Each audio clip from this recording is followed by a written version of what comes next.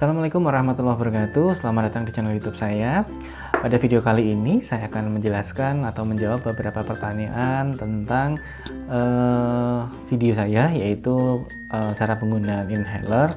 Banyak sekali beberapa pertanyaan yang masuk. Nah, di sini saya akan menjawab ulang ya beberapa pertanyaan tersebut, sekaligus menjelaskan kepada teman-teman terkait penggunaan sediaan inhaler ya, seperti ini. Oke.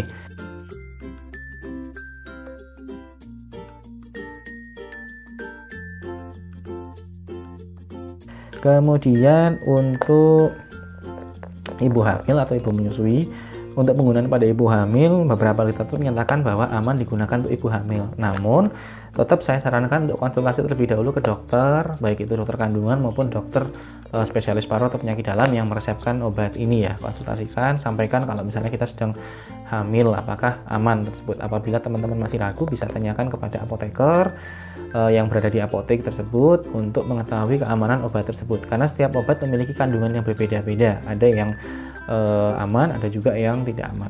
Nah, itu seperti itu. Jadi pastikan kita konsultasi terlebih dahulu. Memang pada umumnya ini obat ini aman untuk digunakan untuk hamil karena memang dosisnya sangat sedikit sekali ya. Jadi sangat tidak dan dia digunakan secara dia digunakan secara inhalasi. Jadi dia masuk dalam paru-paru. Nah, memang beberapa literatur menyatakan untuk penggunaan obat inhaler ini aman. Tapi tetap kita harus konsultasikan terlebih dahulu kepada dokter sebelum kita menggunakan obat ini ya. Seperti itu.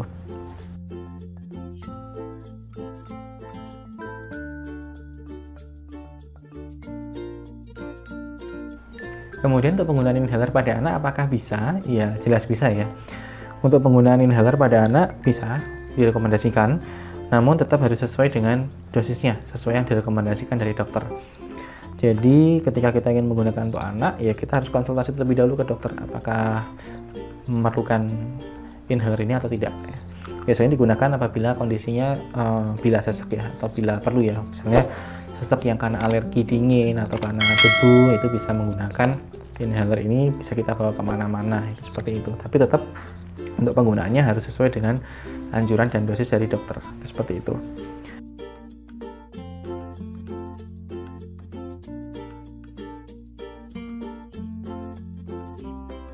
Penggunaan inhaler untuk sesek karena asam lambung, ya jelas tidak ya. Kalau misalnya kita seseknya karena asam lambung, ya yang kita obati adalah asam lambungnya, bukan seseknya ya. Karena memang seseknya kita sudah tahu kalau itu dari asam lambung, ya yang kita obati adalah asam lambungnya.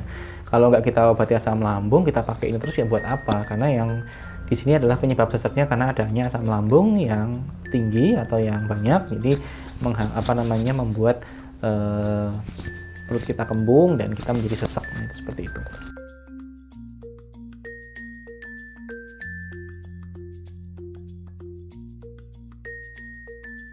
Kemudian apakah puasa dapat membatalkan penggunaan inhaler ya? Pada saat puasa apakah dapat membatalkan? Nah, untuk inhalasi sendiri, penggunaan obat-obat inhalasi baik itu inhaler, respimat, kemudian ada diskus, turbohaler, itu tidak membatalkan puasa kita. Jadi kita masih tetap bisa berpuasa walaupun kita menggunakan inhalasi ini. Kenapa? Karena obat ini kita hirup lewat mulut, dia tidak masuk ke dalam kerongkongan.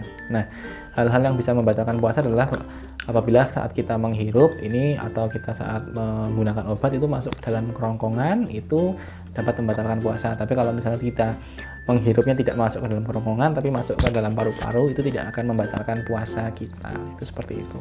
Oke, itu saja untuk beberapa pertanyaan yang pernah diajukan di kolom komentar. Saya review ulang lagi, semoga bisa memberikan gambaran kepada teman-teman, bisa lebih paham terkait cara penggunaan inhaler untuk penggunaan sehari-hari ya.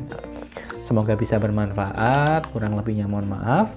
Tetap jaga prokes kita ya, jangan lupa pakai masker, kemudian jaga jarak, kemudian cuci tangan yang rajin, hindari kerumunan ya, itu yang paling penting.